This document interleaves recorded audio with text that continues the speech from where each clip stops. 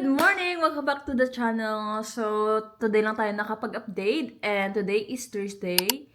And as usual, kakagising ko lang and then we have update to our costume na in-order natin and yung sa asawa ko nandito na din and yung sa akin is nandito na. So, malapit na yung Halloween. This October 28 ba? If I'm not mistaken. 'Di ba? So, first time ko siyang gawin and I'm really on it kasi gusto ko din ma-experience. And ngayon, today malamig na. And dito sa bahay, siguro sa bahay na, I don't know. Kasi yung thermostat namin nakalagay 66 siya, pero nakalagay sa gilid, naka-hold siya for 72. So, di ko alam kung ano yung totoong temperatura ng bahay namin, pero yung asawa ko yung may alam dyan. So, ayaw ko na siyang tawag dito, pakialaman kasi baka kung mapindot ko. So, I'm having my coffee at the same time. And ipapakita ko sa inyo yung natin, yung Halloween costume natin, di ba? Wait lang.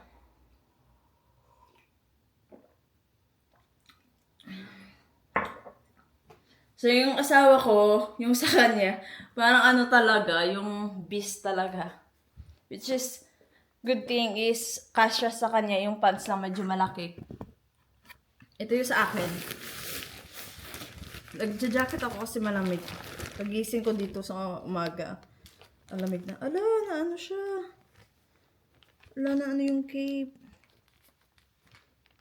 Hey, what happened? Huwag naman masigira. Di ko pong inaano. Ang cute ng cape. Nagkuha ako ng cape kasi malamig siya sa sabi daw nila kapag may times daw na Halloween na mag trick or treat ko daw, malamig. So, dahil dito, yung dress is, siya, yung malamigan ka talaga. Ganon. Ay! Pag ganon siya.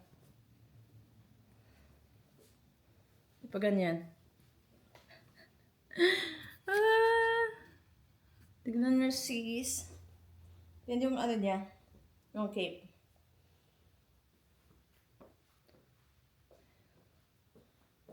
Ang cute. Gray. Kasi wala silang meron silang pula, pero yung pula pambata. Tapos ang liit.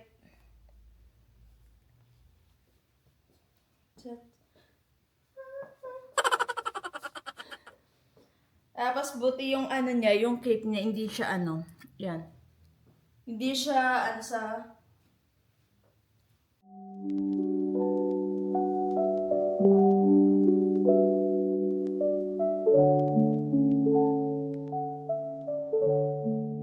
di ba?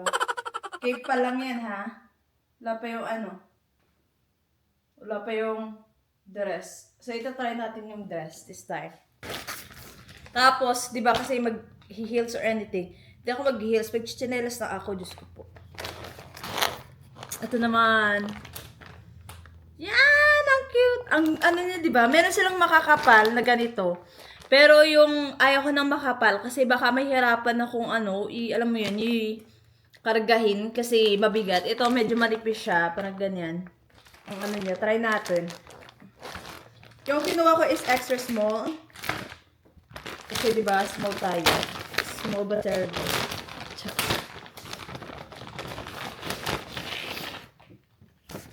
Sa mga hindi pa nag-subscribe sa ating YouTube channel, mag-subscribe kayo para updated kayo sa ating video. Paano ba to? Ang nipis niya, simura lang naman. Kasi isahan lang naman tong gamitan.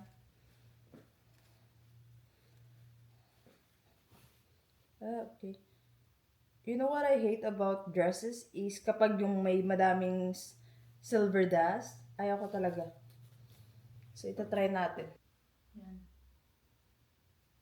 Ano siya? Tawag dito? Hindi ko alam kung makikita niya. Yan. Ang pangit ng ganito. Which is, mumurahin lang eh. Siyempre, what do you expect? Ganyan.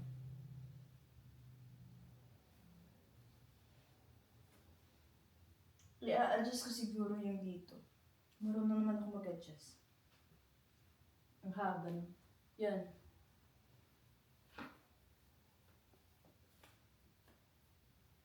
Extra small nga pero medyo malaki. Ganun siya. Back. Isahan lang naman to. Gamitin natin yung cape.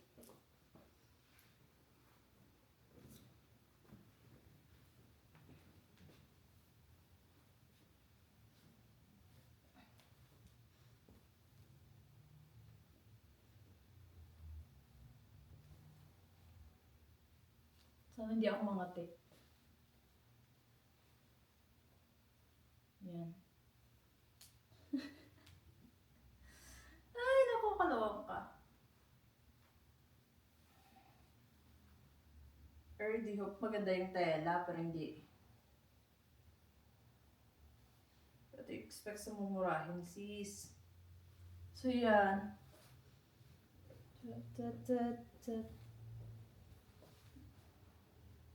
Princess yan. Hello. I wanna see myself. So, ganito. Ang ganda ba? Ganda-gandahan lang. Ganda ng cake kasi siya. Para hindi ako malamigan.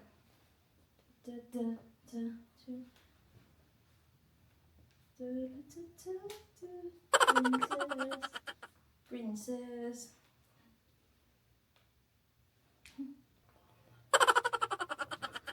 Sige. At isa try na natin. Wait lang.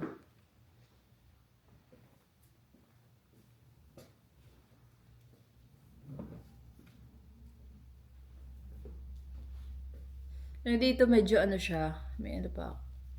Ayoko ng gusto ko i-adjust to. Parang ganyan.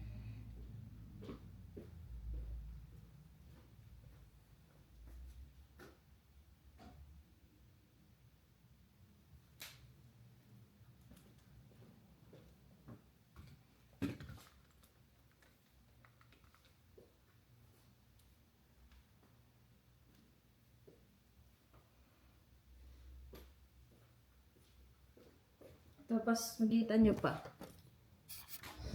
Ito kasi mas dito.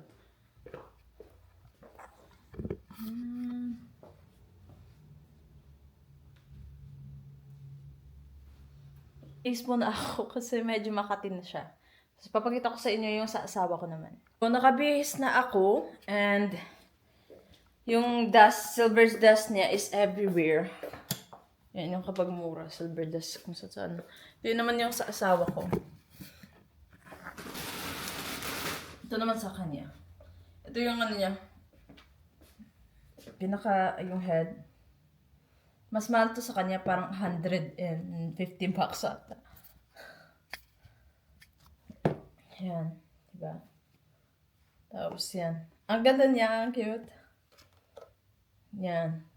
Sa ang liit lang ng ayaw ko siyang suotin. Ganyan. Tapos malaki yung niya na pwede kang mabulbul naman tong isa. Yan yung sa niya. Yan.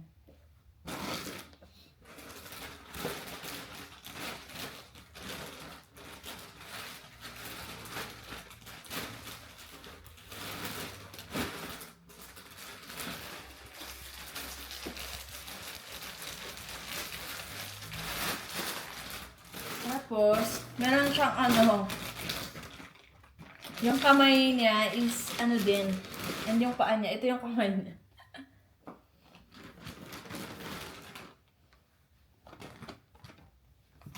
Yan, diba? Lang sa kanya, kasya, kasi malaki yung niya eh. Malaki yung kamay niya. Sa akin dito kasya. Yan. Kamay ito, yung kamay niya.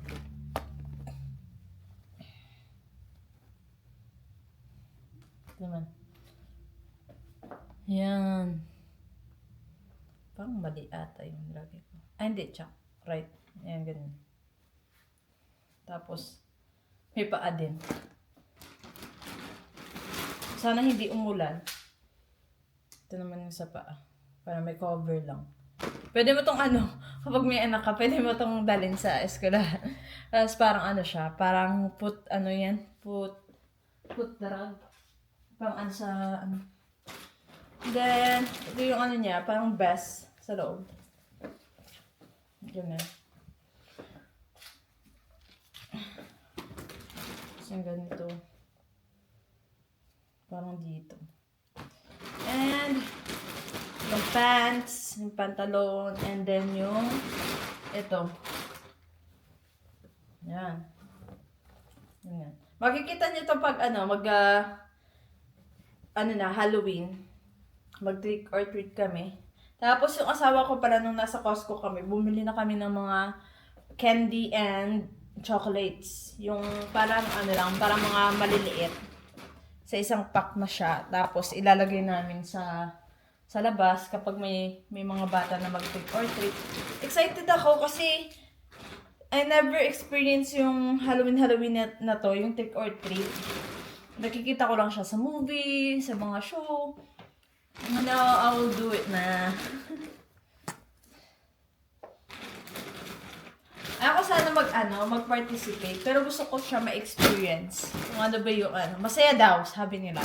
Sabi ng asawa ko, masaya daw kapag mag-trick or treat ka. Chocolate. Ito siguro dadalhin ko siya. Ganito, tapos yung candy na yan. Yan. Ang dami.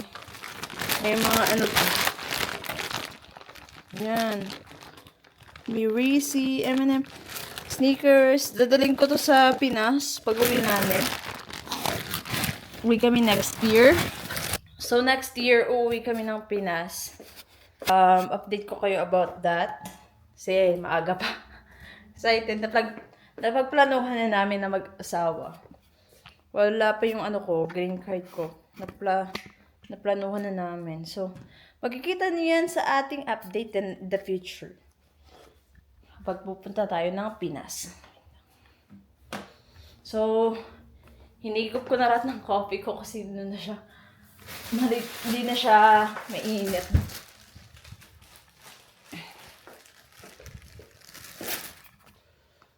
So, ano na ako, 4 months ako dito sa US this coming October 19. Kasi June 19 ako dito nakadating. Parang bilis lang, bilis. Ano na, bare months sa Pilipinas, madami na mga opening lights, yung ganun. Mas madami ng mga decoration, yung mga kapitbahay, yung mga mall. Dito wala pa. Pero yung sa bahay namin, yung asawa ko di siya mahilig sa decoration. Pero pinag-usapan namin na after Thanksgiving, magde-decorate ako ng konti lang. Yung Christmas tree, yung maliit lang na Christmas tree. Hindi naman over maliit. Siguro ilalagay ko siya doon sa gilid ng, malapit sa may thermostat, gilid ng aming fireplace sa living room. Yun yung plano ko. Tapos siguro lang ako ng mga decoration, like mga tawag dito. Kalimutan ko na siyang tawag. Kasi yung nung sister-in-law ko, sumama ako sa kanila. Nagpunta kami sa may Hobby Lobby. And madami silang mga decoration ng mga Christmas decoration, fall decoration. And gusto kong nakabili na nga ako. Magkano na yung nagastos ko. Mga pa malang, 60, 80 something, 84 bucks. Tapos, hayaan ko yung asawa ko after, November, bibili na kami ng Christmas decoration. Mas magde-decorate ako. Hindi naman over decoration. Tapos, alam mo yun yung tawag dito? Yung medyas, 'di ba? Sa atin ginagamit natin 'yan. Tapos nilalagay natin sa sa labas ng bahay, sa pintuan. Tapos the next day pagising, merong mga candy. So 'di ba? Yung mga ganyang bagay nung nasa nasa bata ka pa. Parang ngayon na mo siya na nare-remember yung mga experiences mo, yung mga childhood experiences. I will gonna make my lunch, and I will make adobong pusit na lalagyan ko siya ng kamatis. Okay nito sa akin. Parang ilang to? Tatlong malalaking pusit. Nabili ko sa Asian store. May ano pa siya. May mata. So, may mga ano pa siya. Ano to? Aadobohin ko siya. And then, magluluto lang ako ng rice. Isa-slice ko siya. Kasi ayaw ko naman kung kainin ng isang buo. I-slice ko siya para hindi ako mahirap. And, yun lang. Wala tayong ano. Today, Thursday, it's bowling day ng asawa ko. And sasama ako kahit na malamig sa bowling alley. Sumasama ako kasi parang at least makakalabas ako ng bahay. Alam mo yun. Tapos, nakakausap ko yung mga kaibigan niya. Ang saya kasi kapag nasa bowling alley, tapos nandun yung mga kaibigan niya kasi nasa-challenge ako sa English. Alam mo yun, gusto ko matuto ng English kasi gusto kong kapag nag-uusap sa mga pamilya niya, kaibigan niya is hindi ako parang nahihiya na speak out kung ano gusto ko sabihin, alam mo yun. And also, gusto ko matutong mag-bowling. So, maybe one day, sasama ko kayo kapag mayroong time ng asawa ko na mag-bowling. Gusto ko mag-bowling. Gusto ko sana hayain yung mga kaibigan ko mag-bowling, pero para madami din silang mga plano. So, hintay lang natin yung right timing na pwede tayo mag-bowling. And, update ko kayo sa bowling natin kung makakapag-bowl tayo. So yun lang. Dinedefrost ko yung pusit. And then, lalaman naman tayo. Yung pala namin dito, nung birthday, nakakita kami ng raccoon. And then, nung isang araw, nandun siya sa sa malaking puno dito sa harapan ng aming backyard. Na siya natutulog. Sila pala, gising sila sa gabi, tulog sila sa umaga. Yung tawag dyan sa English, kalimutan ko na. So, parang, nasa top ng namin, ng shed namin. And then, may mga bata. Hindi naman sila harmful kasi, nga siya, parang gusto niyang umalis kasi madaming tao. Siguro na siya sa mga bata na naglalaro, ang ingay.